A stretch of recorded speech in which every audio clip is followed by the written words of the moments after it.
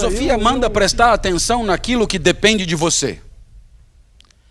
E manda não gastar nem uma caloria com aquilo que não depende de você. Mas se como as nossas decisões dependem de variáveis que não controlamos, temos que acabar nos inquietando com tudo. Nos inquietando com uma realidade que nos supera, que será sempre mais complexa do que a nossa capacidade para diagnosticar. E aí, é claro, temos uma certa incerteza na hora de decidir, na hora de deliberar. Escolher é identificar a alternativa de maior valor. Portanto, se a nossa vida depende das nossas escolhas, nós só conseguimos escolher quando concluímos que um caminho vale mais do que outro. Uma conduta vale mais do que a outra. A consequência de uma conduta vale mais do que a consequência da outra conduta. E aí, atribuindo valor a todas as possibilidades, identificamos a melhor. Identificamos a que convém.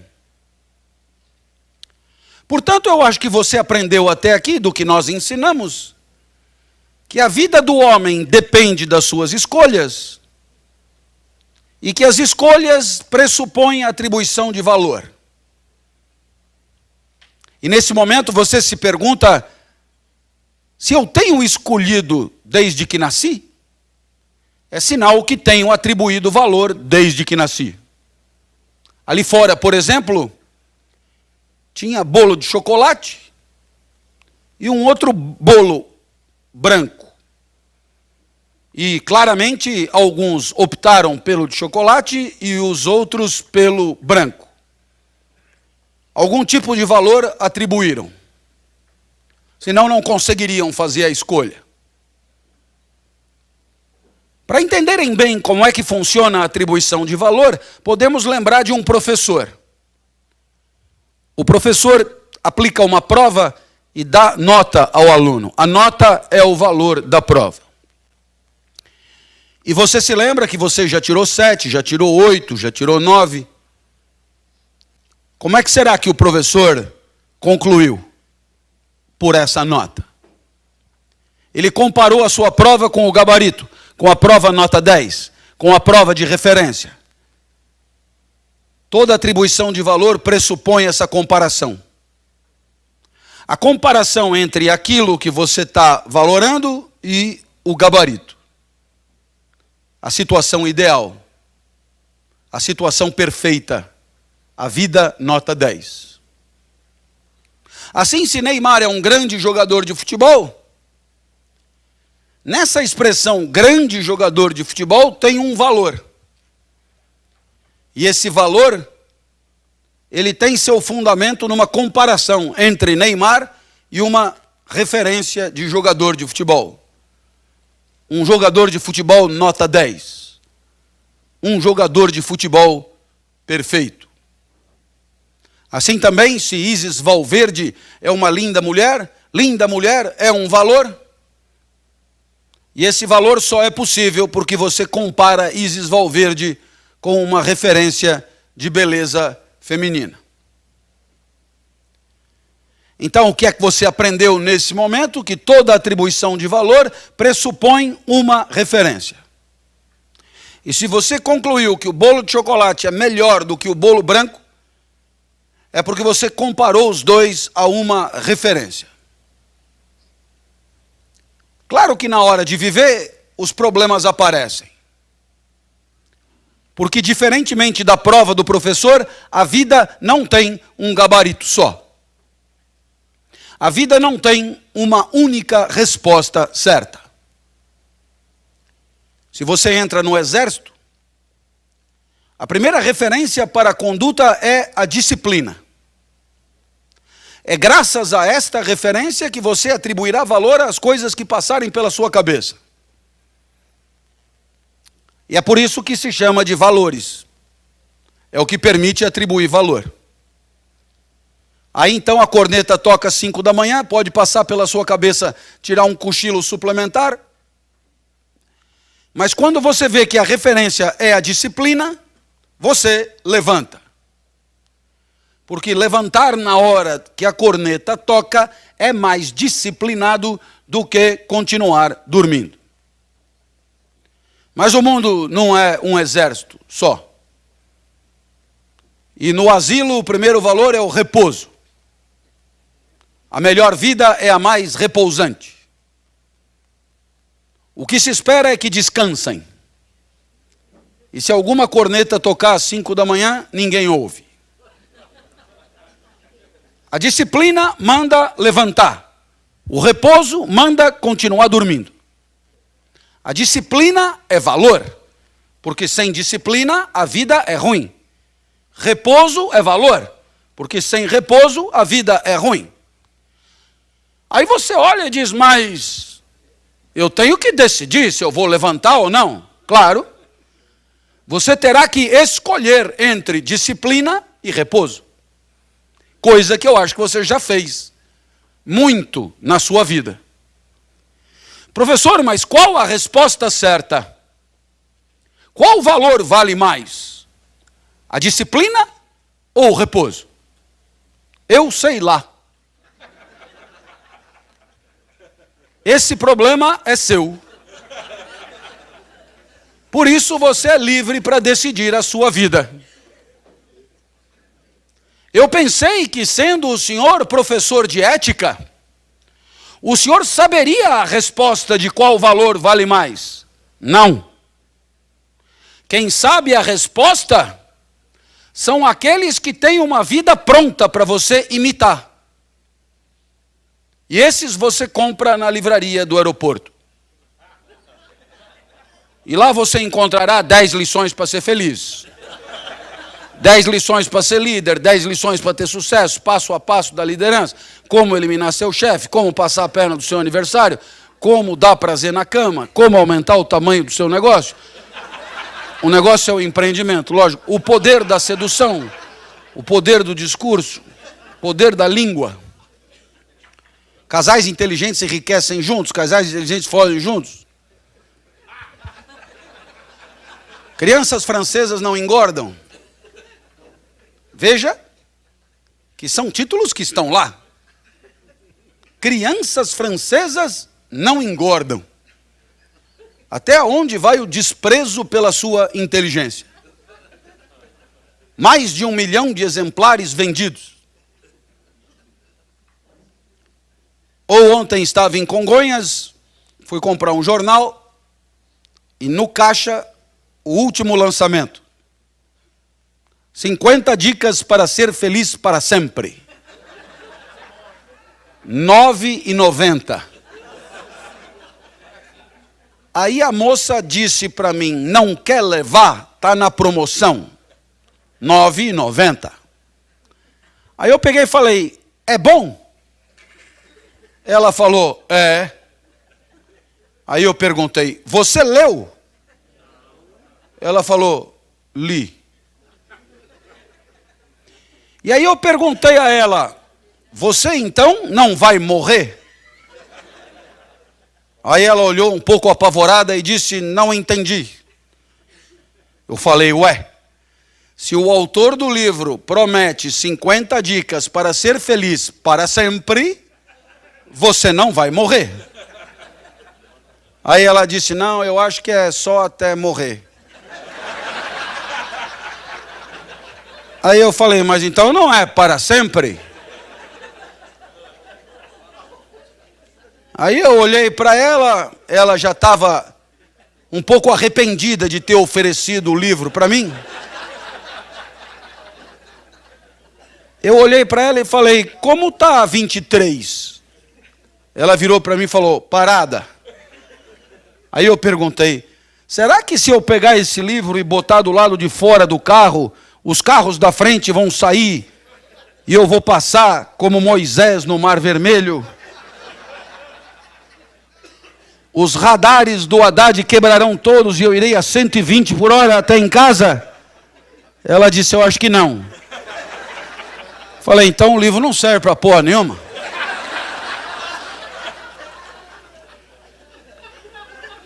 Nem R$ 9,90 vale. Eu espero que você tenha percebido que estamos devolvendo para você a tarefa de assumir as rédeas da própria vida.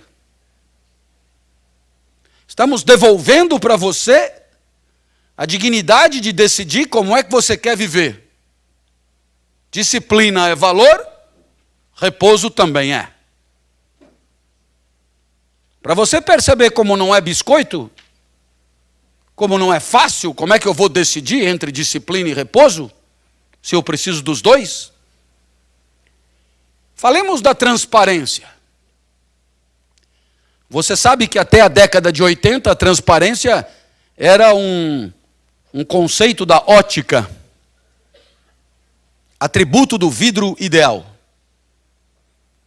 Da década de 80 para cá, o americano James Grunig importou o conceito de transparência da ótica para a ética. Faça de tal maneira que todos saibam de tudo sobre todos o tempo inteiro em qualquer lugar. E você dirá, a transparência é bem legal. De fato, a transparência diminui a mentira, a maracutaia, o cinismo, a hipocrisia, vantagens indevidas, ladruagens, tudo que era camuflado, na transparência aparece. Viva a transparência. Mas quando você vai jogar cartas, a primeira lição que você aprende é não mostrá-las. Porque o jogo de cartas é um jogo, e a condição da vitória é a ignorância das suas cartas por parte dos adversários. Se você exibir as cartas, você acaba com o jogo. Se você exibir as cartas, você estraga o jogo. O jogo precisa que você esconda as cartas. O jogo precisa do sigilo. O jogo precisa da confidencialidade. E isto aí é o contrário da transparência. Nesse momento você pensa, mas ninguém está preocupado com o jogo de cartas. Lixe-se o jogo de cartas. Tiramos o jogo de cartas e ficamos com a transparência. É que o jogo de cartas é só um exemplo. Um exemplo de todas as situações de convivência que se organizam em torno da ideia de jogo. E uma dessas situações é o mercado. Os americanos chamam os jogadores de players.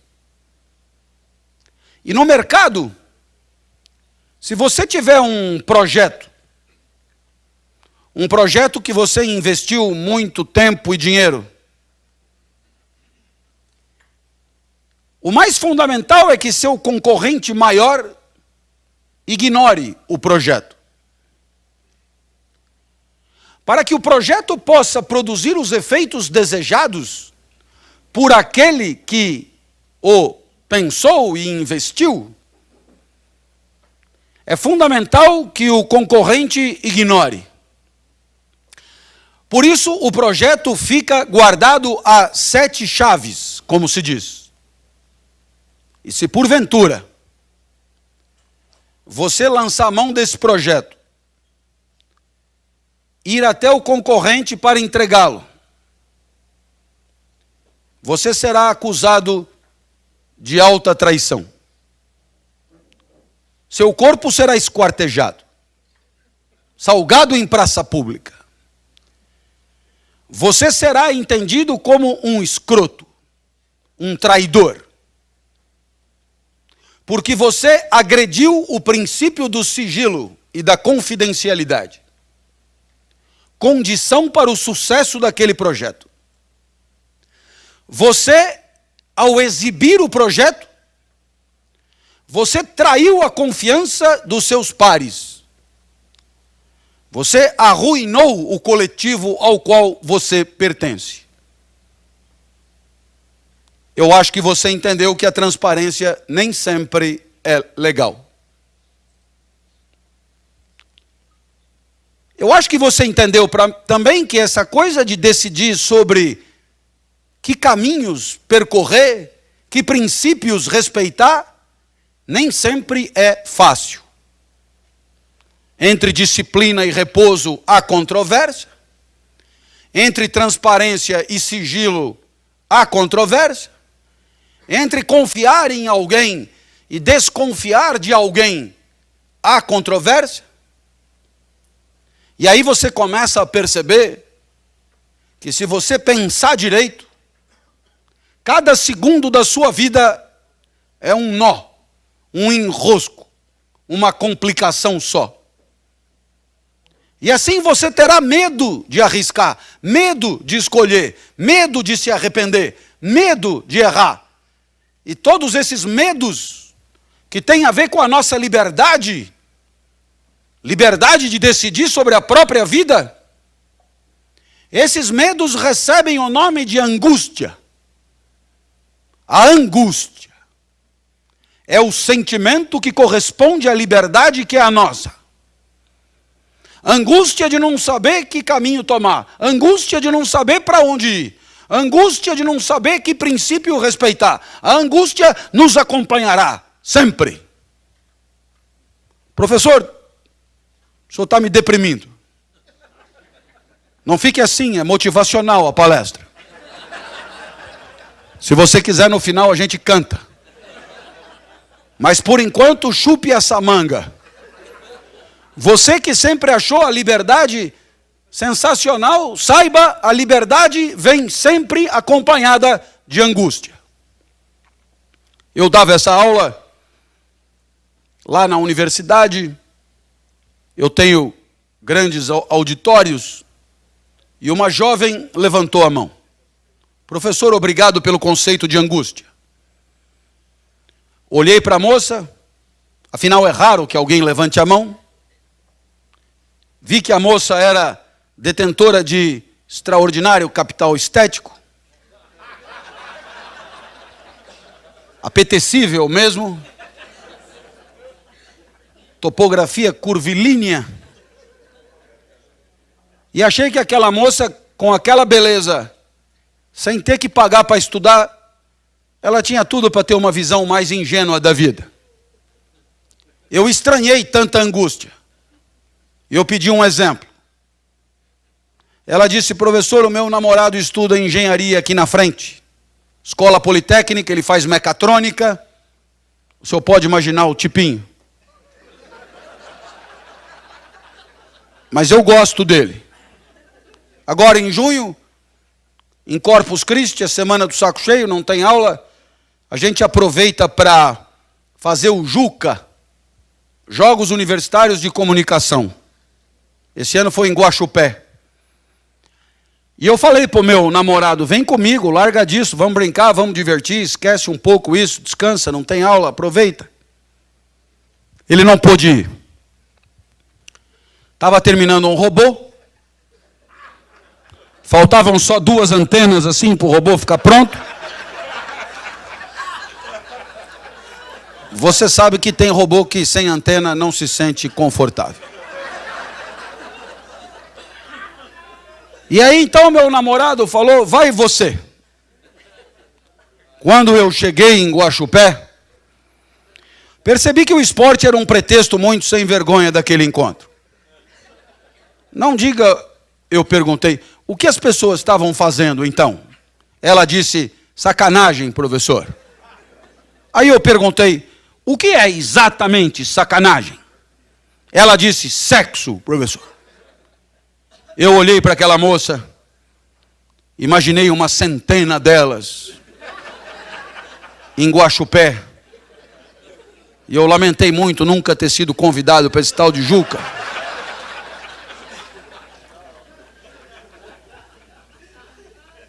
A cada moita um casal trepando.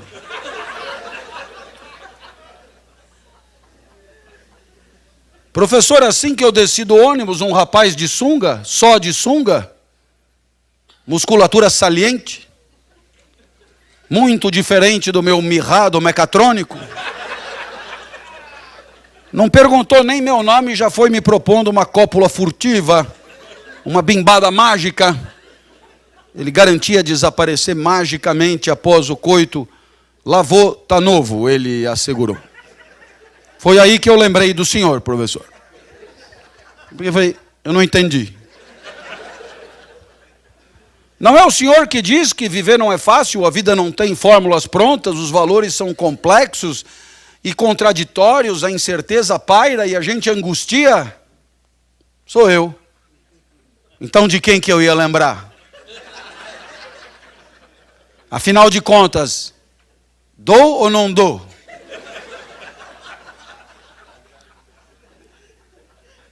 Eu estava dando esse exemplo numa empresa americana, os americanos na primeira fileira puseram a tradutora do meu lado, que me atrapalhou muito. Ela me aborreceu muito, então quando eu falei, dou ou não dou, eu olhei para ela. Todo mundo olhou para ela. Ela ficou sem graça e disse, to give or not to give? Eu falei, não foi o que eu disse. Eu disse, to fuck or not to fuck? Os americanos adoraram.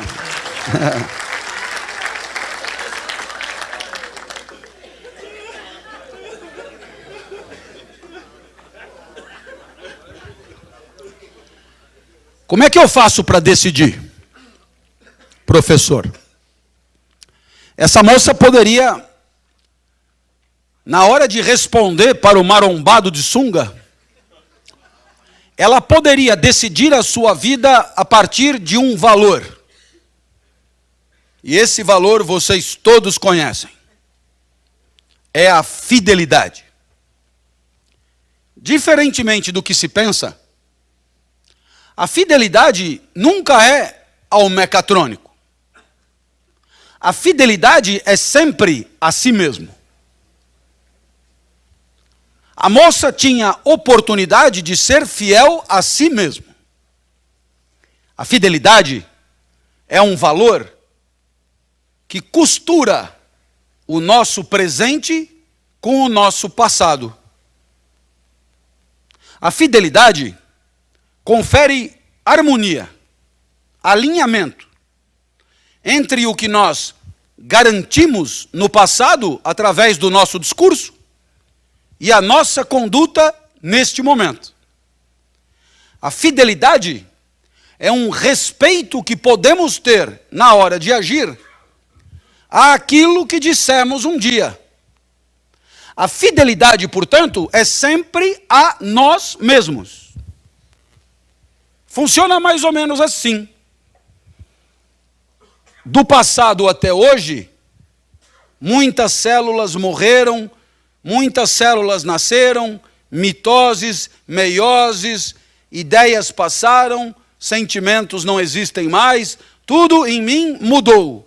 Mas eu ainda posso ser eu, porque eu ainda posso ter respeito por mim mesmo. Eu ainda posso agir hoje em função do que eu prometi ontem. Então, a fidelidade é este respeito ao próprio passado. Esta moça, 4 anos atrás, lá no começo da faculdade, ela logo começou a namorar o mecatrônico. E num domingo, nos primeiros encontros, às margens do Parque do Ibirapuera, essa moça virou para o mecatrônico e disse, eu gosto tanto de você, se eu visse você agarrado com outra moça, eu ia ficar muito triste.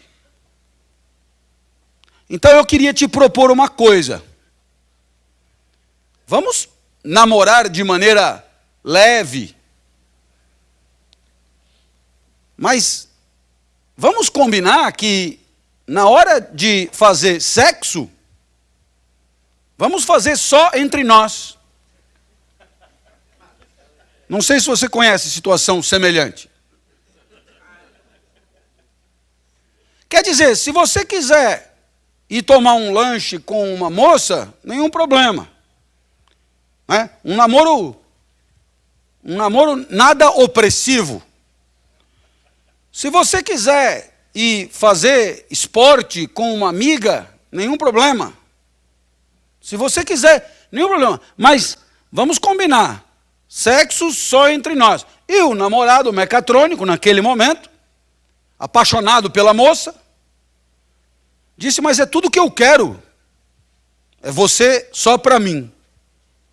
Então os dois se abraçam e estabelecem ali um acordo. E para esse acordo você entendeu. Tudo o que você quiser fazer, faça. Mas quando for fazer sexo, só comigo. E isso foi proposto por esta moça há 4 anos. Agora, 4 anos depois, esta moça está em Guaxupé. Diante dela, um indivíduo escultural, que promete proporcionar-lhe sensações nunca sentidas antes. E ele propõe a cópula. Quero comer você. Então, esta moça poderá decidir entre to give or not to give pela fidelidade. E se ela decidir pela fidelidade, ela tem que dizer para o marombado. Sabe o que é?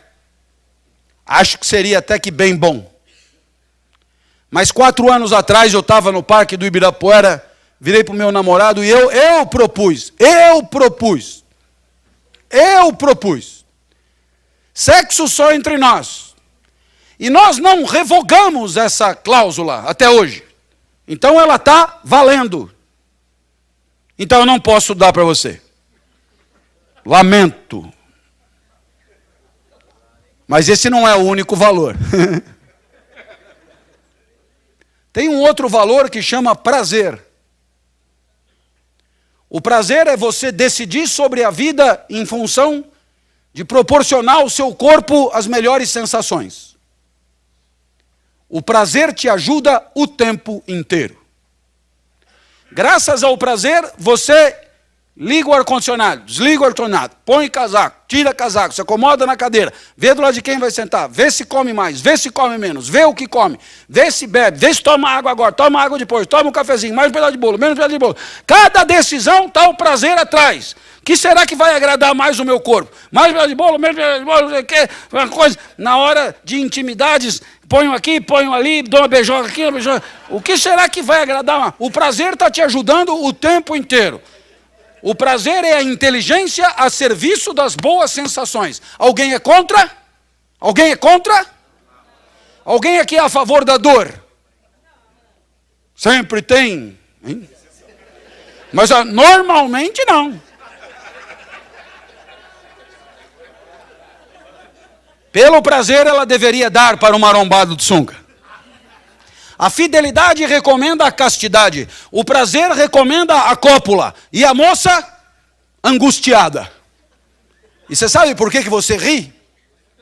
Porque seja você quem for, já esteve nessa situação. Você já teve que decidir entre a fidelidade e o prazer. Todos aqui. Então sabem. Aí você diz, mas qual que vale mais? A fidelidade ou o prazer? Meu sei lá. Mas o senhor não sabe nada? Nada. Nem eu, nem Sócrates, que inventou a filosofia. Não sei. Eu só estou pensando com você. Eu espero que você tenha percebido que nós somos livres e angustiados. E somos só nós. Assim.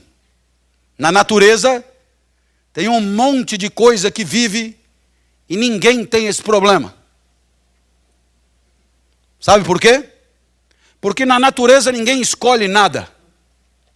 Na natureza tudo é do único jeito que poderia ser. Imagina uma pera grudada na pereira se ela pudesse decidir não cair. Está chovendo hoje, vamos sujar toda, é melhor deixar para cair amanhã. Aí a pereira diz, eu acho melhor cair hoje. Porque amanhã você vai estar madura demais, quando cair vai se esborrachar. Aí a pera diz, eu não quero cair. Vão acabar me comendo. E essa é a história da pera que decidiu apodrecer na pereira. Ridícula. Não há pera que apodrece na pereira. Pera, quando tem que cair, cai e acabou. Pera não escolhe. Pera não decide. Pera não delibera. Pera não é livre. Então pera não tem angústia. Se você comeu uma pera angustiada,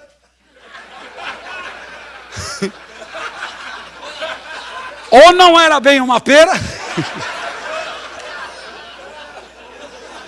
ou você não sabe o que é angústia.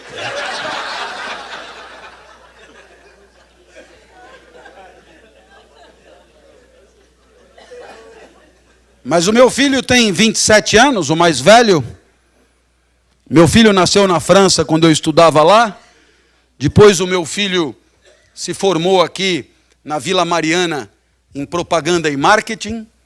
Depois se especializou em marketing esportivo. E hoje o meu filho trabalha numa empresa que patrocina a equipe paraolímpica brasileira. Meu filho mora comigo e ganha muito mais do que eu. Então eu olho para ele e eu me pergunto, será que ele não vai vazar daqui algum dia? Não. Tenho tantos planos para o quarto dele. Mas toda vez que ele vem falar comigo sobre a vida, ele me diz o contrário do que eu acho que finalmente ele vai dizer. Puxa, pai, como eu sou feliz de morar aqui com você. O meu filho é uma pera que apodrecerá na pereira.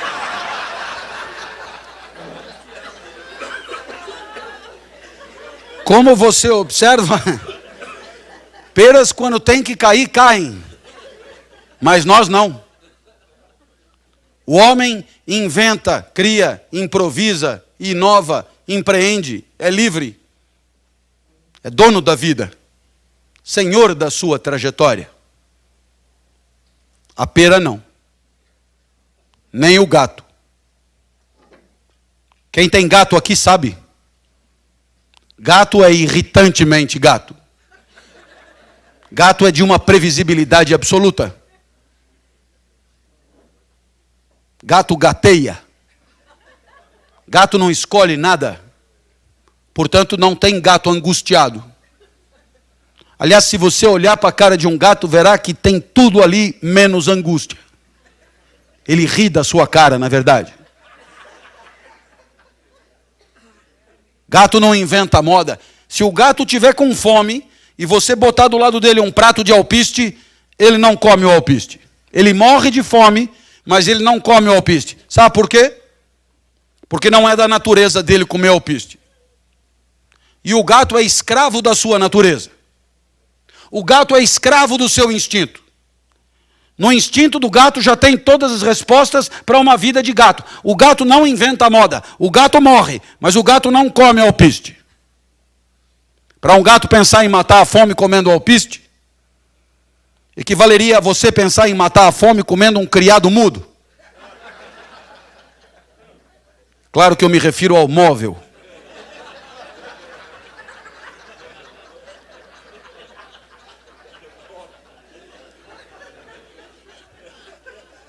O pombo não come filé. E você sabe que você não é nem gato nem pombo, porque você não é escravo do seu instinto. Porque o seu instinto não dá conta da vida. Porque um recém-nascido abandonado à sua própria sorte é um recém-nascido morto em 2 horas. Porque o homem precisa aprender a viver. Porque o homem precisa ir além do seu instinto. Porque o homem tem que inventar a vida. Porque o homem é livre. E é por isso que se ele tiver com fome, ele come o alpiste fácil. Hoje ele chama de linhaça. Ele come também o filé assado, cozido na chapa frita, cavalo cru, cru com ovo cru. Se o calo apertar, ele come o gato. Boneca inflável. Antigamente se dizia que o céu é o limite, mas o homem já furou o céu há muito tempo. Para o homem não há limite. O homem inventa, cria, improvisa, inova, empreende, pensa em soluções nunca pensadas para situações nunca vividas antes. O homem é livre e angustiado. E graças à sua liberdade, graças às possibilidades de controlar a sua vida, de pensar para viver, o homem criou condições únicas na história do planeta para sobreviver. Porque no nosso caso a vida não está pronta. Um gato vive como gato desde que gato existe. Lá no Império Romano o gato já vivia como vive o seu gato hoje. Mas no nosso caso, não. Não pense que Júlio César passou um WhatsApp para Cleópatra propondo uma bimbada no domingo à tarde. Isso não aconteceu.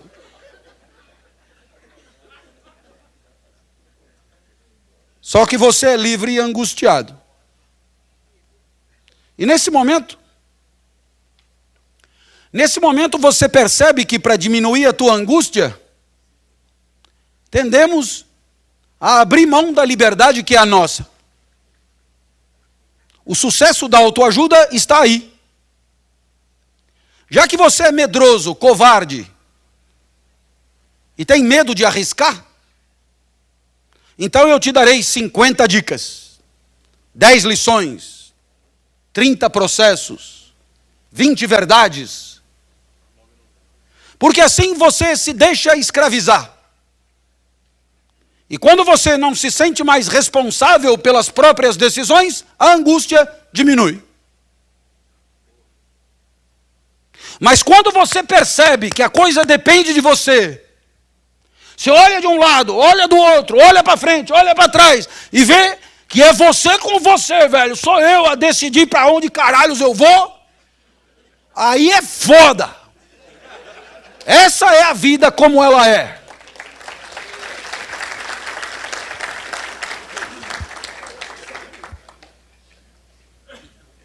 Para poder fazer essa escolha, cada um de nós tem que entender o que de mais importante tem que acontecer na vida. E aqui você percebe que nós entramos numa temática incrivelmente linda. Porque, eu não sei se você percebeu, mas botaram você no mundo e disseram, você tem que estudar. Mas não explicaram bem qual a verdadeira razão. O máximo que disseram é, você tem que estudar para ter um diploma, para se formar, para depois trabalhar. E aí também não explicaram bem por quê. Tem que trabalhar para poder ganhar dinheiro, e ganhar dinheiro para quê? Também não explicaram bem por quê.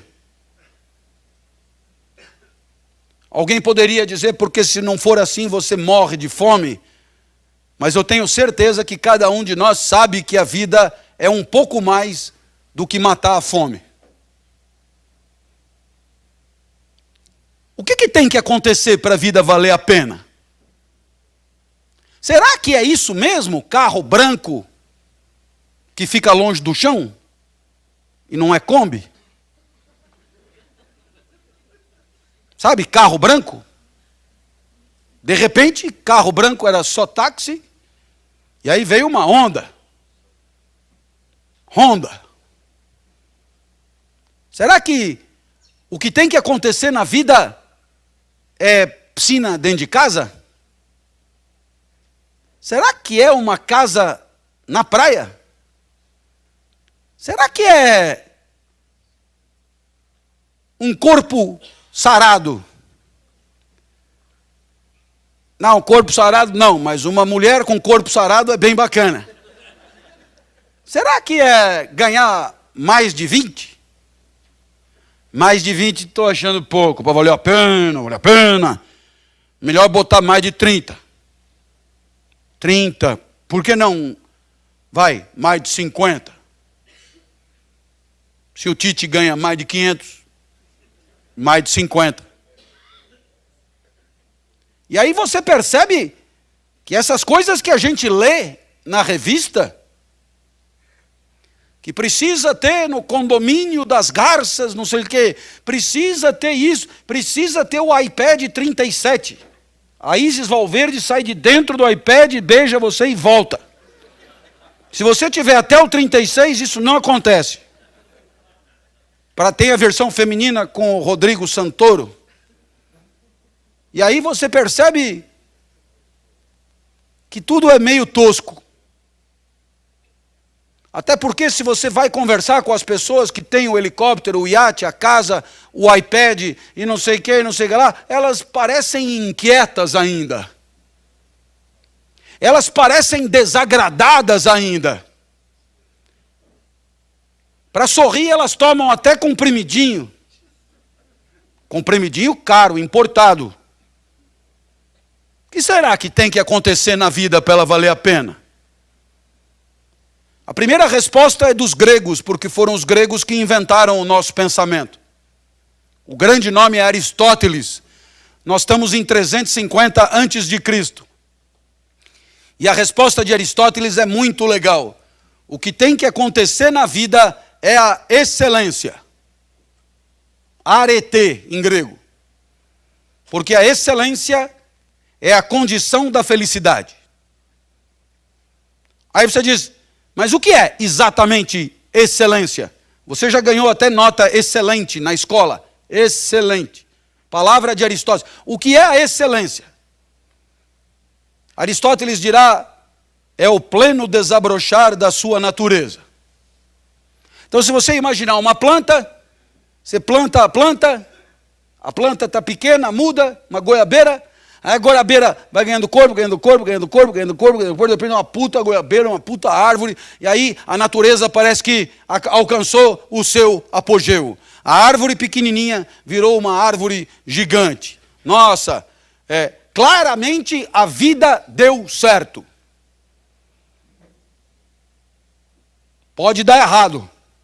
Se você plantar num lugar que não corresponde ao que aquela muda precisa, ela vai encruar, ela não vai vingar, ela não alcançará o apogeu, a plenitude, ela vai morrer antes, ela vai definhar. A vida deu errado. Conosco seria parecido. Você tem natureza e a sua natureza te deu um talento para desenhar. A excelência é a busca da perfeição no desenho. Assim como a goiabeira busca alcançar a maior árvore possível, a excelência do pequeno desenhista é no desenho, do pequeno cantor é no canto, do pequeno corredor é na corrida, do pequeno nadador é na natação, do pequeno professor é na sala de aula, e assim por diante. Cada um de nós tem recursos naturais, tem talentos, você sabe disso. A criança que é boa de desenhar é impressionante.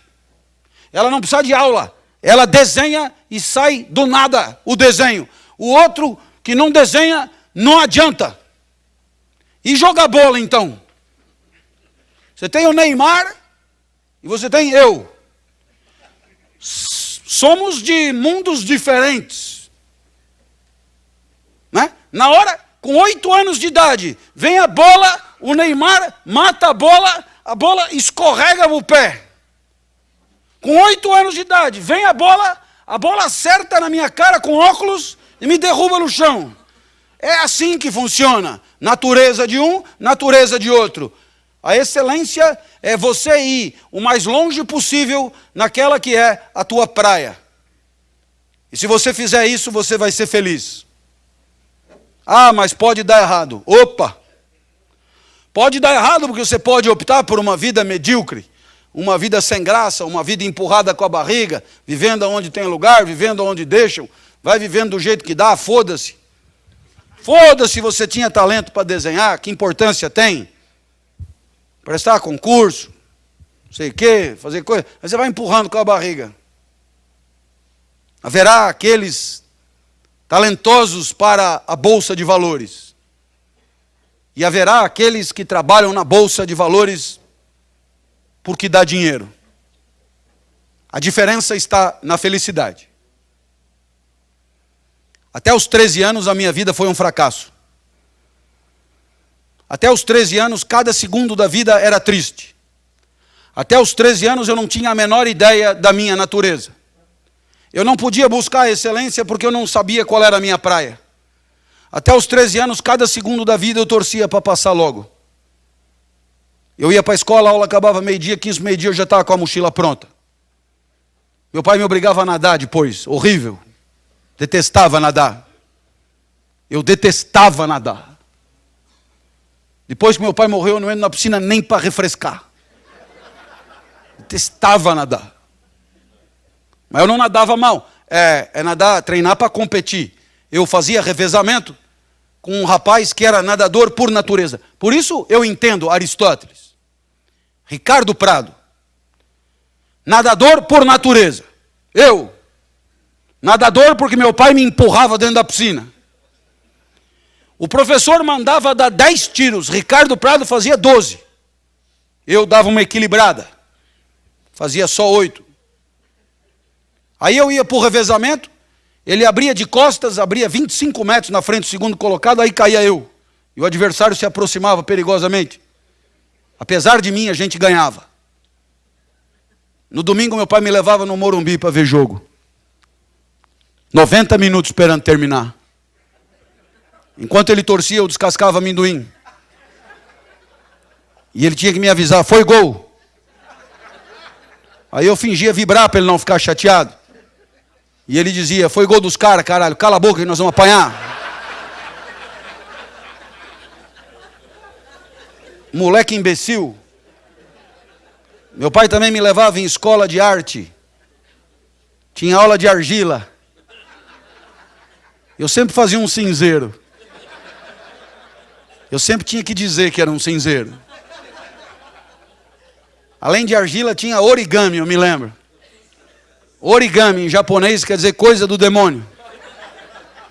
Folha de papel, 360 dobras na ordem certa, para chegar num fascinante passarinho que você chucha no rabo, ele abana as asas, errou uma dobra, fudeu o passarinho. Eles ainda chamam de passarinho da felicidade. Nunca o meu passarinho abanou as asas quando chuchado no rabo. Depois de uma semana, a professora já chamou meu pai e falou, com o seu filho aqui nós temos 3 tipos de aluno. Super talentosos, que serão grandes artistas, outros que não têm tanto talento, mas estão aí se divertindo, e o terceiro tipo é o seu filho. Ele não é daqui, é melhor levá-lo embora. Mas aos 13 anos a vida mudou.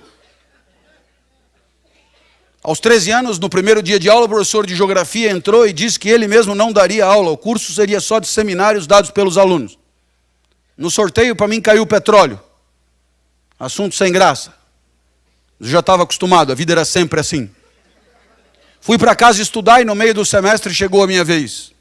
Subi no palquinho dos jesuítas, na Avenida Paulista, olhei para a classe, aquilo estava apinhado de gente. Tinha muito mais gente do que aluno.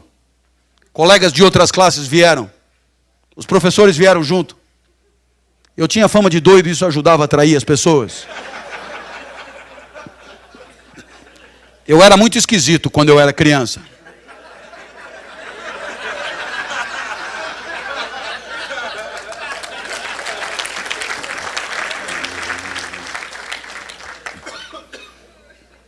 Eu sei porque você aplaudiu. Mas eu era mais esquisito quando eu era criança. Eu sei que quando eu olhei aquilo cheio de gente pela primeira vez, eu gostei de estar onde eu estava. E se você quiser uma boa definição de felicidade, que tal essa? Um instante em que você gosta de estar onde você está. Pela primeira vez foi bacana. Pela primeira vez eu não estava com a mochila pronta. Pela primeira vez eu não queria que aquele momento acabasse. Pela primeira vez eu queria que aquele momento demorasse o máximo possível. E para ter certeza que ia demorar, eu não começava. Os colegas se cutucavam, esse cara é mais doido do que eu pensava. O professor me ameaçou, comece ou eu vou lhe dar 0. Tive que começar. Cheio de entusiasmo, falei tudo o que eu tinha lido sobre o petróleo. Mas falei rápido demais. Quando eu acabei, faltavam 50 minutos ainda. O colega levantou a mão e disse, professor, deixa ele continuar falando, é tão legal o jeito que ele fala. E o professor disse, ele que fale, a aula é dele. Nossa, que dilema. Eu não queria sair dali, mas não sabia mais porra nenhuma para falar. Então eu decidi inventar sobre o petróleo. Quando eu decidi inventar, eu lembrei do meu pai. O meu pai sempre foi importante. Meu pai que me criou. O meu pai nunca estudou.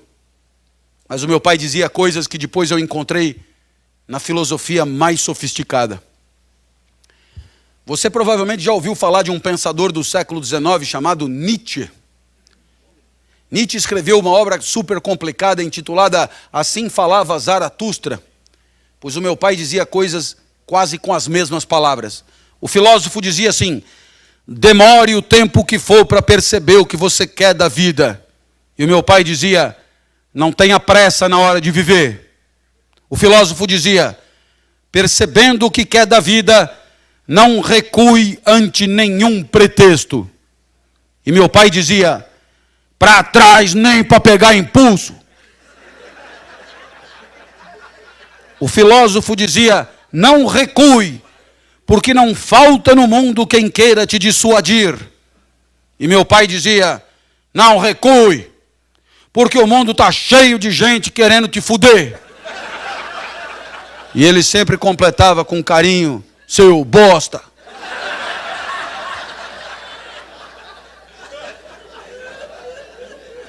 Eu lembrei do meu pai, eu decidi inventar, não ia ter mais volta.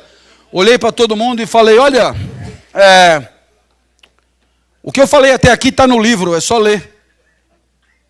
A partir de agora eu peço que anotem. Porque o que eu disser não está escrito em lugar nenhum. Eu olhei para trás e vi que o professor intrigado abaixou os óculos. Tive medo, mas eu lembrei do meu pai. Seu bosta. Aí então eu comecei: não adianta nada ter petróleo no seu território se o petróleo não presta. Tem petróleo bom e tem petróleo ruim. Tem petróleo que não energiza porra nenhuma. Da onde eu tirei isso, não me pergunte. Mas dando palestra na Petrobras, eles me garantiram que a intuição era perfeita. Tem petróleo que não presta mesmo. Eu já sabia aos 13 anos. Aí eu olhei para todos e disse: todos sabemos que o melhor petróleo do mundo é o petróleo da Romênia. Começaram a anotar. Achei fascinante eles anotarem. Então eu esclareci: do norte da Romênia, claro. Região da Moldávia. A Moldávia não existe. Eu tirei das aventuras de Tintim. Eu olhei para trás e vi que o professor balançava assim. Ele devia estar pensando: eu não sei porra nenhuma disso, cara não pode estar zoando com a minha cara. Não sei nem onde fica a Moldávia. Eu vi que era hora de quebrar ele no meio. Eu vi a fragilidade dele. E eu perguntei: o senhor sabia disso? Ele olhou assustado para mim e disse: não, não sabia. Eu falei: então anota para aprender alguma coisa.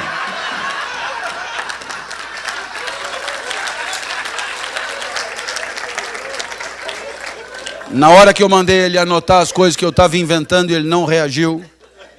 Na hora que eu vi ele pegando lápis e papel para anotar, eu falei: esse lugar é do caralho, velho. A minha aula melhorou muito, eu não precisava lembrar de nada, o que me vinha na cabeça eu falava. Falei de petróleo na Ilha do Bananal, em Fernando de Noronha, em Madagascar. Um colega levantou a mão e disse: dá para repetir? Eu falei para você anotar. Eu não lembrava de mais porra nenhuma que eu tinha dito. Terminou o seminário, vieram os aplausos frenéticos e um outro colega ainda falou: professor, deixa ele dar todos os seminários. O professor falou: mas ele só estudou sobre o petróleo. Eu falei: quem falou?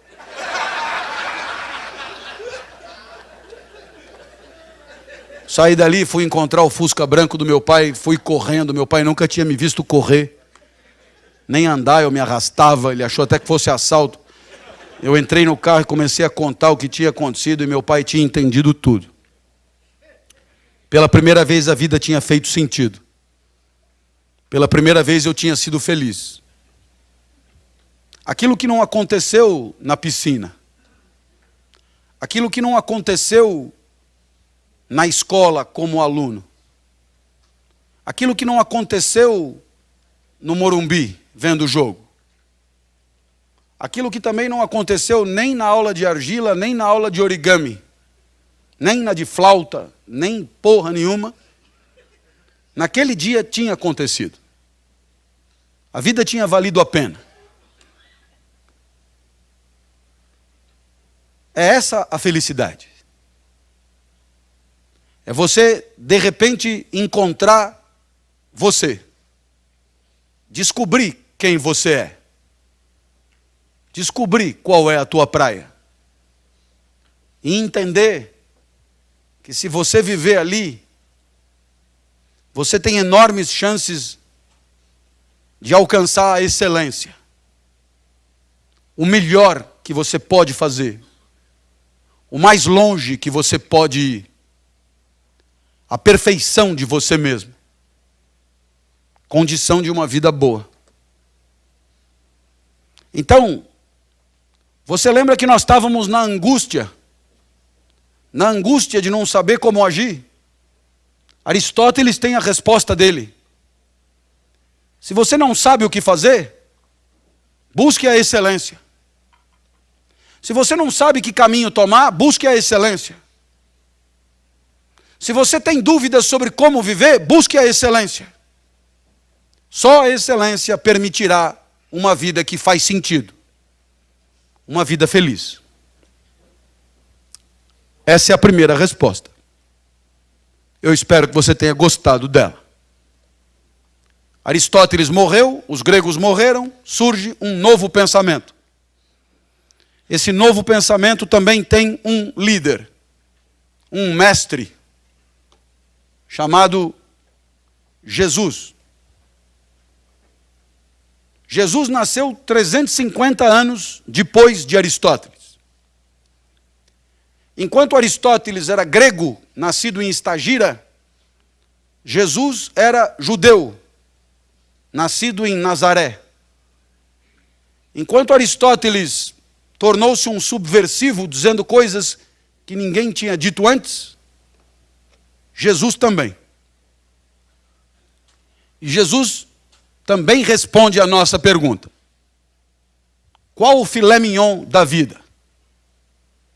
O que tem que acontecer na tua vida para ela valer a pena? E a resposta de Jesus é incrível.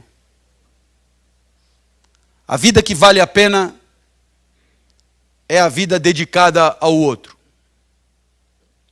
Cada joule, cada caloria, cada preocupação.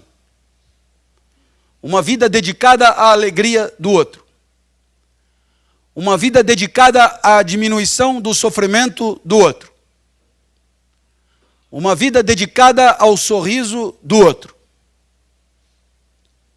Essa é a lição de Jesus. Na sua cabeça você vai à loucura. Porque você vive num lugar e num tempo em que tentam te convencer o tempo inteiro que o sucesso da vida tem a ver com o próprio ganho, o próprio conforto, o próprio prazer, o próprio poder, o próprio aplauso, reconhecimento, glória. E nós estamos apresentando o pensamento de alguém, de um sábio, que vira e diz, sua vida valerá a pena se você conseguir fazer o outro viver melhor. Os exemplos podem ir tão longe, não é? Você que luta tanto para economizar dinheiro, gasta num cheque só tudo aquilo que economizou porque alguém ficou doente em casa. A minha filha Natália tem 13 anos, ela é a mais nova. Quando ela tinha 4, pegou uma doença grave. Síndrome de Kawasaki, um vírus que mata, um vírus letal. Que só dá em criança de 4 a 6 anos. A grande vantagem é que se o vírus não desincuba durante 2 anos, ele morre e a criança está definitivamente curada. Durante 2 anos, você tem que esperar, com altíssimos riscos. Eu vi a minha filha na UTI do hospital e eu me perguntava, por que não troca? Eu fico no lugar, passa esse vírus para mim. Como não estava dando certo, fiz proposta irrecusável. Pegue 20 crianças com esse negócio, põe os 20 bichos em mim e liberta as crianças. Não esquece de botar minha filha no meio. Você que tudo pode. A vantagem é óbvia. São 20 almas, 20 crianças, 20 vidas. Põe tudo em mim. E o que eu aprendi? O que eu aprendi sobre mim, neste momento terrível da minha vida? Eu aprendi que continuar vivo não era para mim o mais importante. Eu aprendi que continuar vivo não era o bem de maior valor. Eu aprendi que havia alguma coisa que valia mais do que continuar vivo. Eu aprendi a grande lição de Jesus de Nazaré. O amor vale mais do que a vida. Lição de quem se deixou crucificar por amor.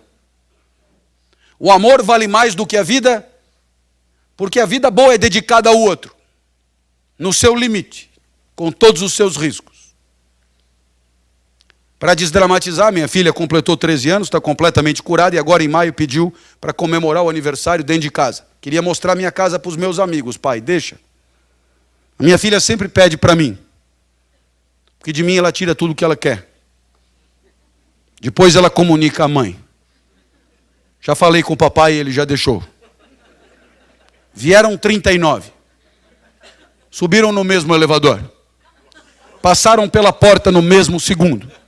Os 39. Quando eu olhei aquele enxame de criança entrando em casa, me lembrei de uma poetisa búlgara que dizia mais ou menos assim: criança pequena é como água, ocupa todos os espaços. Eu me tranquei no quarto, mas a poetisa tem razão, todos os espaços. Papai, queremos brincar aí também. Minha filha, para onde você quer que eu vá? Você não gosta tanto da padaria? Vai para a padaria e espera lá que eu te chamo. Não esquece de levar o celular. Eu te pergunto, que espécie de idiota passaria 3 horas de sábado numa padaria, esperando que uma criança o autorize a voltar para sua própria casa? 3 horas depois eu voltei, e porque minha filha é muito legal, virou para mim e disse: puxa pai, obrigado por ter deixado, eu me diverti muito.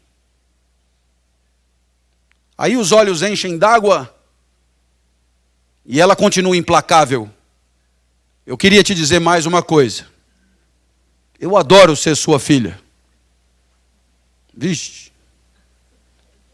Para ouvir aquilo outra vez, eu passaria uma semana na padaria. Eu acho que eu abriria uma padaria. Nesse momento você está pensando, seus exemplos de afetos familiares são fantásticos para explicar a lição de Jesus. Mas isso aqui é um espaço de trabalho. A lição de trabalho parece nada, a lição de Jesus parece nada ter a ver com a nossa vida no trabalho. Bem, eu completo 30 anos como professor neste ano. Há 30 anos me perguntam por que eu escolhi ser professor. E há 30 anos eu respondo: Jesus explica. Pare para pensar, se a vida boa é a vida dedicada ao outro, a profissão de professor é incrível. A profissão de professor é o paraíso. Porque tudo na profissão de professor é isso, entrega. É o aluno que aprende, é o aluno que se forma, é o aluno que se capacita, é o aluno que se prepara, é o aluno que se posiciona no mercado, é o aluno que volta para estudar, tudo é para ele, tudo é por ele. Se a vida boa é dedicada ao outro, a profissão de professor permite enxergar o impacto do seu trabalho na vida melhor de quem se beneficia com ele. É claro que as outras profissões também são assim. Quando o médico acorda às 4 da manhã, ele ganha mais do que o professor, mas não é por causa disso que ele acorda. Nem o dentista, nem o advogado, nem o psicólogo, nem ninguém. Por isso, outro dia eu falei, trabalhar é quebrar o galho de alguém. Trabalhar é quebrar o galho de alguém com competência, com protocolo, com método, com formação, com inteligência, com sistema, com o que você quiser. Você tem razão, mas trabalhar é quebrar o galho de alguém. O sentido do trabalho está no outro. A lição de Jesus é pertinente. E mesmo para aquelas empresas que vivem dramático contexto competitivo, Mesmo para aquelas empresas que têm que vender milhões de celulares a cada dia, mesmo para essas empresas e seus vendedores, o sentido do próprio trabalho nunca estará num gráfico de pizza. Nunca estará nos zeros e nos milhões, nem nos bilhões. O sentido do trabalho de alguém que vende o celular é ficar sabendo que o comprador do seu celular se acidentou e graças ao celular pôde pedir socorro. Que a mãe falou com o filho no final do ano, que mora longe. Que a esposa mandou para o marido distante a foto do bebê recém-nascido. Graças ao celular. O sentido do trabalho está no outro. No impacto de alegria que podemos proporcionar. E se você continua trabalhando em nome do próprio enriquecimento, eu espero que um dia se dê conta que não precisa jantar 5 vezes na mesma noite. Jante só 4. Fará bem para você. Ofereça a quem não tem o que comer. Lição de Jesus de Nazaré. O filé mignon da vida é consagrá-la ao outro. Bem, eu espero que você tenha gostado dessa segunda lição, porque ela também nos ajuda. Se você tiver em dúvida entre a fidelidade e o prazer, entre a disciplina e o repouso, entre a confiança e a desconfiança, entre a transparência e o sigilo, para Aristóteles, você deve buscar a excelência de si mesmo. Para Jesus, você deve buscar a alegria de quem está perto. Vou terminar essa fala com uma terceira resposta. Mais perto de nós, de um grande mestre chamado Spinoza, que já aprendeu com Newton que a vida é energia. Energia emanada por um aglomerado de matéria que dura um certo tempo. Quando a energia acaba, a vida acaba. E a energia que é a nossa, de cada um de nós, ele vai chamar de potência de agir. Essa potência de agir oscila. Outro dia fui ao centro da cidade, matar saudade dos tempos que estudava lá como aluno. Era terça-feira, prato do dia, rabada com polenta e salada de agrião. Pedi uma, o encontro com a rabada não foi bom. A pequena dor da minha potência. Você sabe que se a potência de agir chega no zero, a vida acabou. Portanto, você será uma luta contra a potência zero. Todas as células são um exército. É preciso expulsar a rabada pequenadora. E aí expulsa. Por cima, por baixo. Cheguei no hospital medonho. Completamente enrabado. Aí me deram um Buscopan, Plasil na veia, uma enfermeira apetecível, e o meu corpo reagiu. Vitória sobre a rabada. Às vezes não precisa ficar doente. Quando eu acordo 5 da manhã para levantar, é difícil. Potência de agir baixíssima. Muita gente não é assim. Muita gente, quando levanta num pulo, acorda cantando e abre a cortina. São pessoas do mal mesmo. Movidas por forças demoníacas. Você tem alguém assim em casa, livre-se enquanto for tempo. Aí eu me levanto, sento no vaso, já me sinto melhor, tomo uma ducha, me sinto melhor, tomo um café, me sinto melhor. Saio de casa às 6h30 para não pegar trânsito, deixo minha filha na escola. Chego na cidade universitária, chego na minha escola, começo a receber os alunos. E quando eu começo a falar, eu adoro o que eu digo. É impressionante como eu gosto do que eu digo, como eu me encanto com o que eu mesmo falo. Eu, por mim, me ouviria eternamente. Às 10 horas da manhã eu estou em cima da mesa gritando e você perguntará o que aconteceu. Às 5 da manhã eu não conseguia levantar da cama, às 10 da manhã eu estou em cima da mesa gritando. Resposta de Spinoza: houve ganho de potência de agir. E aí então ele vai inventar uma palavrinha que quer dizer ganho de potência de agir. E essa palavrinha você conhece. É alegria. Alegria é ganho de potência.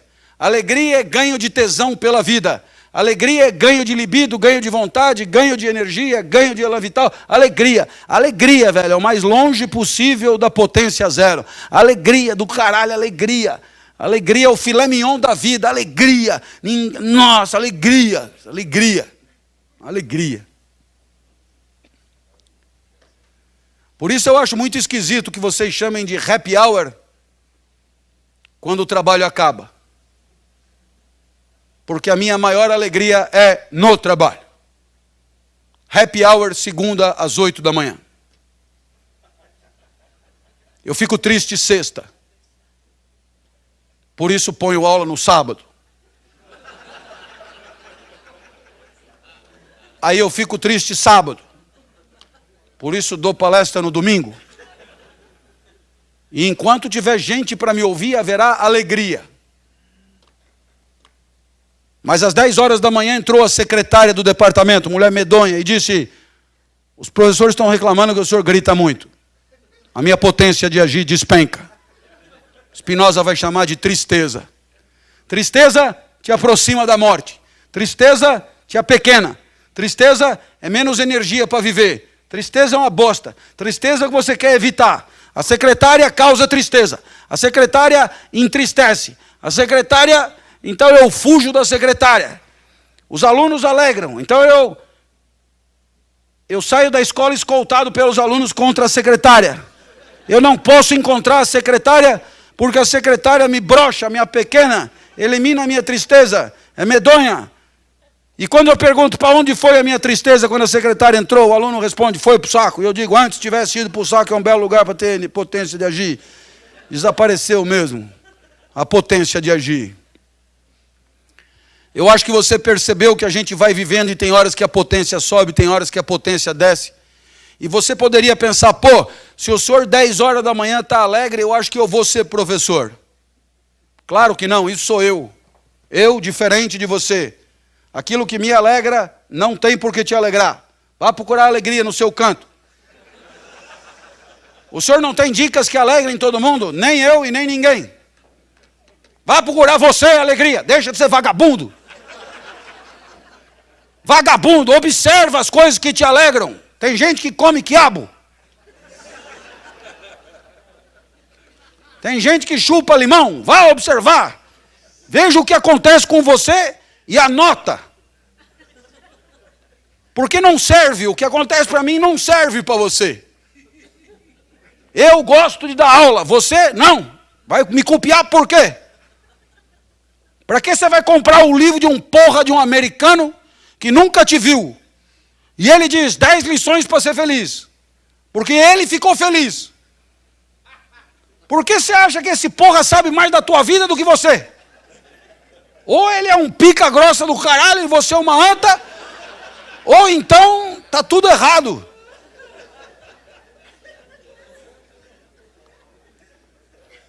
Não tem fórmula para todos. Meu médico virou e falou: o senhor já melhorou a sua dieta? Eu falei: sugira algo. Ele falou: coma linhaça pela manhã. Eu falei: não. Linhaça me entristece. Me aproxima da morte. Comer linhaça é como cair de boca na areia da praia. Aí ele virou para mim e falou: para melhorar o gosto da linhaça, bata com couve. O que mais está faltando? Eu falei: falando em couve, eu vou dar uma feijoada sábado, quer vir? Ele virou e falou: o senhor vai morrer cedo. Eu falei: é um direito que eu tenho. Já imaginou viver do 100 ao 110 comendo linhaça? Vou morrer aos 60 comendo feijoada? E a Paola Oliveira? Como não parece que ela vai colaborar com a minha dieta, feijoada para mim tá bom. Não só não tem fórmula para todos, como não tem fórmula para você pro resto da vida. Tem uma alegria aqui, você pensa, pô, se isso aqui me alegrou, é nóis, mano. Daqui não saio. Então, é que amanhã você é outro, e o que te alegrou hoje poderá não te alegrar amanhã. Às vezes não precisa nem esperar amanhã. Daqui meia hora já não alegra mais. Você vem pela Castelo, Sorocaba, São Paulo, e vê lá a Casa da Pamonha a 2 minutos. Nunca entendi essa placa. Como é que ele sabe que velocidade eu estou? E se eu tiver a pé?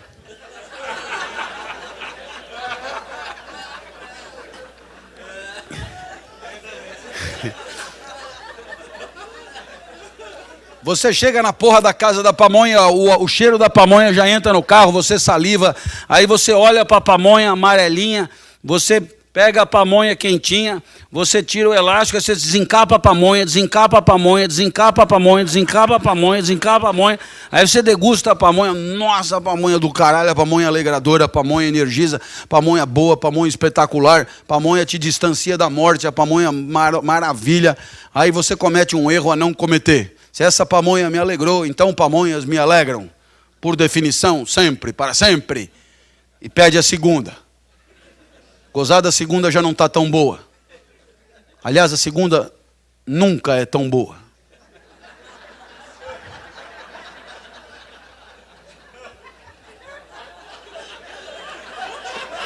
E não adianta você vir me dizer... Não adianta você me dizer que com você é. Deixa de ser mentiroso. Se é que consegue. Aí você diz, essa pamonha já não está tão boa. Aí o cara que fez a pamonha diz, mas o problema não é a pamonha. O problema é você. Como assim eu? Claro... Você chegou aqui com o estômago vazio, comeu uma pamonha. O encontro com a pamonha era um encontro com alguém com o estômago vazio. Agora, o estômago está cheio de milho, cheio de taxa glicêmica, cheio de coisa. O encontro com a segunda pamonha é outro encontro. Menos alegrador, você precisa menos de pamonha, está com menos fome. O problema não é a pamonha, o problema é você, seu bosta. Mas aí você é fiel à pamonha, pede a terceira. Quando chega na 10ª, você começa a entender. A 10ª pamonha desorganiza as relações vitais. A 10ª pamonha já não consegue comer fora do vaso. A 10ª pamonha vai te matar se você não parar. A mesma pamonha que te alegrou te fode meia hora depois. E o que vale para a pamonha vale para qualquer coisa.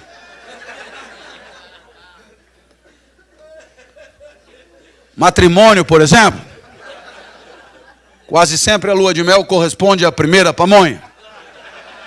Espetacular, docinha, amarelinha, quentinha. Você desencapa a pamonha, desencapa a pamonha, desencapa a pamonha.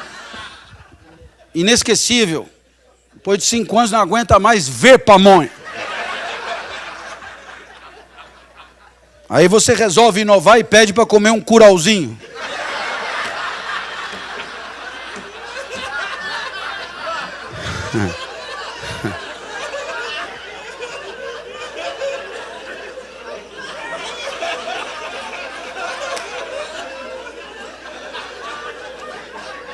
Mas quem entende de espiga sabe.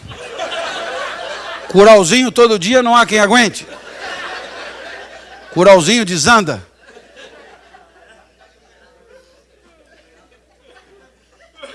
Nem pamonha, nem curau, nem linhaça, nem porra nenhuma. A vida é uma sequência de encontros inéditos com o mundo. A recomendação é que você entenda que no final das contas você é livre. Você pode buscar a excelência, você pode buscar a entrega, você pode buscar a alegria, mas o fato é que você vai ter que escolher. Não só o seu jeito de viver, mas também o seu jeito de conviver. É isso que hoje a gente chama de ética. E nesse livro, Ética e Vergonha na Cara, diálogo entre mim e meu grande parceiro, Cortella, a gente definiu ética desse jeito. A inteligência compartilhada a serviço do aperfeiçoamento da convivência. Somos livres para escolher como queremos conviver. Somos inteligentes para pensar, saber que não precisa ser do jeito que é. Pode ser melhor do que é. É por isso que na primeira aula eu digo aos meus alunos, só a primeira aula é obrigatória, porque nessa primeira aula você dirá como você quer conviver aqui. Diga tudo o que passar pela sua cabeça. Eu não garanto que vamos adotar, porque tudo que você disser será submetido ao debate do coletivo. Mas a gente vai chegar num acordo. E depois disso, aí você volta se quiser. Porque uma das características desse meu curso é essa. Só vem aqui quem quer. Todo mundo volta. E alguns ainda trazem a mãe. Professor, eu voltei para casa, contei para minha mãe como foi a primeira aula, minha mãe não acreditou, trouxe para ela ver. Dá para ela entrar? Deixa eu ver a mãe primeiro. O menino queria mostrar o que nós combinamos. O que nós combinamos são princípios de convivência. O que cada um pode e não pode fazer para preservar a boa convivência. E o que eu prometi, de minha parte, foi aguerrimento. Aguerrimento didático. Eu não prometi brilhantismo, nem genialidade, porque eu não tenho.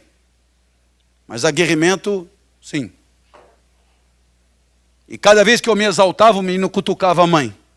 Olha, eu falei. Você costura relações de confiança toda vez que você é fiel. Lembra da fidelidade. Prometi aguerrimento ontem. E hoje,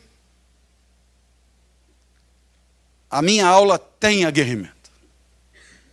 Aí a pessoa confia. A confiança é a consequência da fidelidade. Na terceira aula, a mãe trouxe a irmã. Melhor do que ela ainda. Hoje as aulas são assistidas por muita gente. Muitas pessoas aqui as acompanham. Estima-se uma média de 60 mil cada aula. Um Maracanã lotado. Vendo aula de ética ao mesmo tempo. E isso é porque confiam. E se confiam é porque eu tendo a ser fiel. Fiel ao que eu mesmo prometi. Desde que eu trabalho. Uma senhora de uma liga de senhoras religiosas me ligou. Professor, eu sou sua aluna do programa de terceira idade, acompanho o senhor há 3 anos, adoro o senhor. O meu sonho é que o senhor venha dar uma palestra na nossa liga. O senhor vem? Com muito prazer. Professor, eu sei que o senhor é um profissional. Mas o dinheiro que eu arrecadar vai todo para as crianças com câncer que a gente ajuda. Pode ser? Com muito prazer. Professor, só mais uma coisinha, não é nada pessoal, eu adoro o seu jeito. Mas tem umas amigas mais idosas do que eu. Pensei, nossa, elas vão conseguir chegar? Não, elas já moram lá. Não dá para o senhor pegar leve? Pega leve. Pega leve na energia, no aguerrimento, nos exemplos, nos palavrões, não custa nada, vai assustar as meninas. Dá não, dona. Esse é meu jeito. E eu não posso prometer o que eu não vou fazer. E depois quem é que vai comprar os ingressos? Ah, professor, é todo mundo que adora o senhor, vai bombar, o senhor vai ver. E essas pessoas que gostam de mim e que vão comprar ingresso para me ver, o que elas esperam de mim? Será que elas esperam de mim uma aula xoxa, morna, esgarçada, sem tesão, sem vício, sem emoção, sem palavrão, sem aguerrimento? Não, elas não. Então por que nós vamos traí-las? Avisa aí suas amigas higienizadas. Se quiser ajudar as crianças com câncer, vai ser com caralho e tudo. Olha, eu nunca falei tanto caralho numa palestra como naquela. Eu só vi as velhotas se acomodando na cadeira, mas depois do quinto caralho eu acho que se afeiçoaram. Porque já pediram outra palestra. Professor, olha só, não pode esquecer o caralho. Tem certas coisas difíceis de deixar em casa, dona. Os valores da gente. Quem será que tem razão? Qual é o filé mignon da vida? A excelência, o amor, a alegria ou a fidelidade? Provavelmente os quatro têm razão. Até porque os quatro prometem a mesma coisa. Uma convivência mais feliz. E felicidade, pode ter certeza. Felicidade é esse instante da vida que não sei bem porquê. Você gostaria que um dia acontecesse de novo. Felicidade é esse instante da vida que você gostaria que se repetisse. Tomara tenha sido assim nessa última hora e meia. Que pelo menos por um segundo eu tenha te surpreendido, você tenha rido, desfrutado, aprendido, pensado em trazer a mãe. Se alguma dessas coisas aconteceu, admita, nesse segundo, você foi feliz. E se eu sair de casa, a única meta que eu tinha para bater aqui era essa. Aliás, eu acho que essa é a única meta que importa. A meta das metas. Proporcionar a alguém que eu nunca vi um mísero segundo de felicidade. Tenho a mais absoluta certeza de que se todos nós nos empenhássemos para bater essa meta e nos esforçássemos para proporcionar a alguém que não conhecemos um mísero segundo de felicidade, todos nós patrocinaríamos para nós e para os nossos filhos uma sociedade muito melhor, mais honesta, mais digna, mais limpa. Tomara de fato você tenha desejado repetir um segundo.